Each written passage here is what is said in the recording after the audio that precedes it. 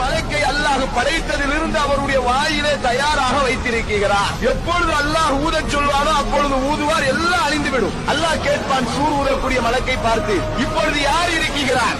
யா அல்லாஹ், நீ இருக்கிறாய், ஜிப்ரீல் இருக்கிறார், மீகாயில் இருக்கிறார், நான் இருக்கிறேன். அல்லாஹ் சொல்வான், ஜிப்ரீலுக்கு மரணம் வரட்டும், மீகாயிலுக்கு மரணம் வரட்டும், அர்ஷை சுமந்திருப்பவர்களுக்கு மரணம் வரட்டும்.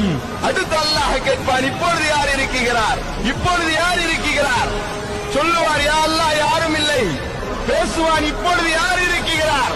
யா அல்லாஹ், நீ இருக்கிறாய், நான் இருக்கிறேன், உனக்கு மரணம் வரட்டும்.